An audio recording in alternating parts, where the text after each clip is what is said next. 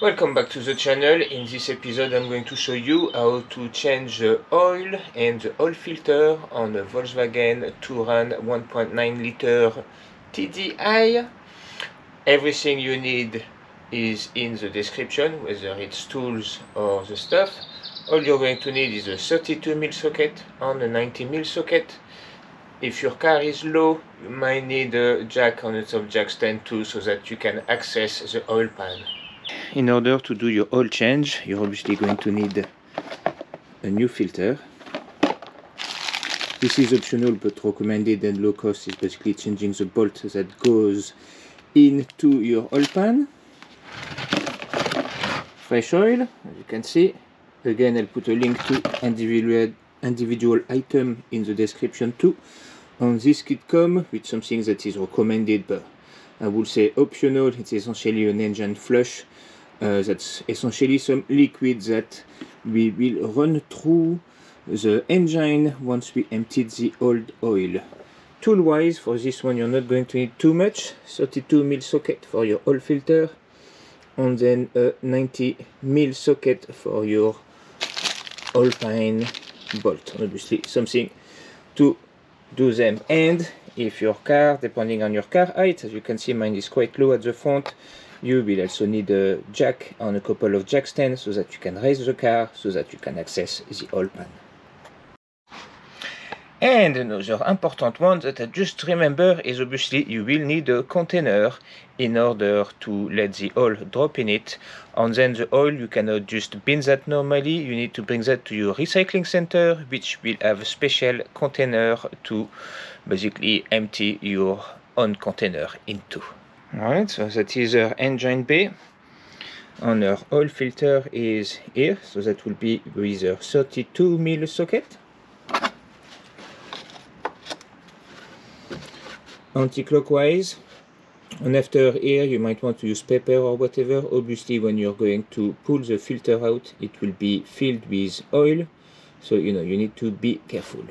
As we can see, the filter has seen better days, so one important thing to remember here is here we have a little O-ring, and that O-ring we will also need to replace because there will be a new one in the pack.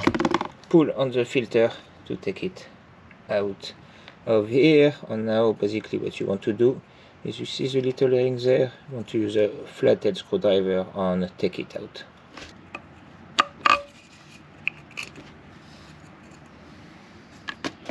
And then we take our new filter. Even better if you can hide what's at the front.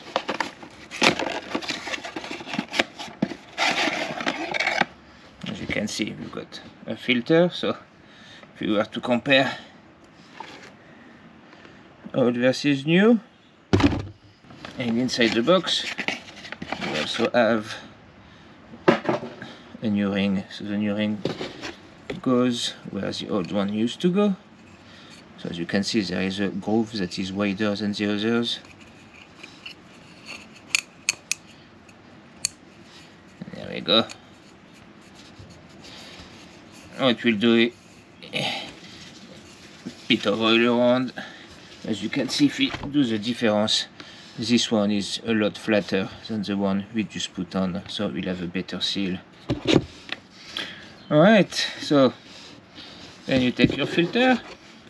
As you can see, it's as simple as pushing it in until it clicks and it stays in there. So now we've got our filter ready. We obviously need to take our oil out and flush our engine. To locate the oil pan, basically we've got the front of the car, we go underneath, and as you can see, here is basically where our bolt is. You can see here, and as you can see, we have a small leak here, which is not surprising because my car being really low, as you can see, that's been scratched. On here, basically the oil pan bit as well has been scratched, and look at that member frame. But that's why here I'm in the middle of actually raising it, because otherwise I think some of the components are going to be too far gone, like here.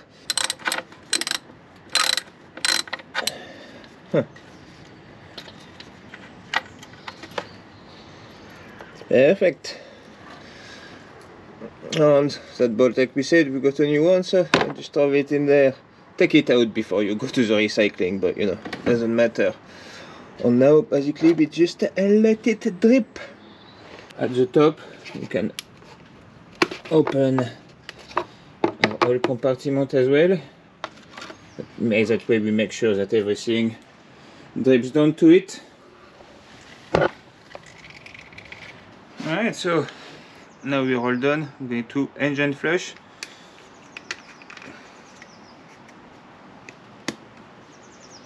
There we go, just pop it open and we shove it all in there.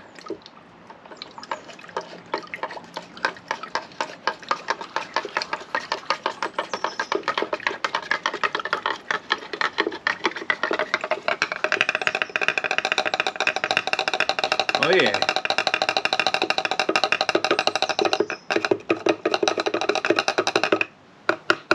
Alright, I think we're good.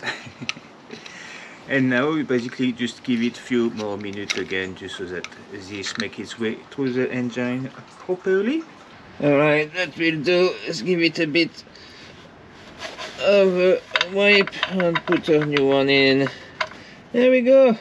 All good in the hood. So now we go, well, not good under the car. Now let's go under the hood. Alright, so put back our filter.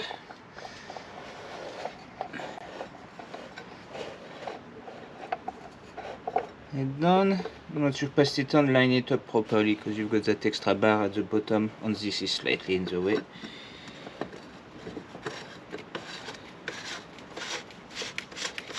And here we go.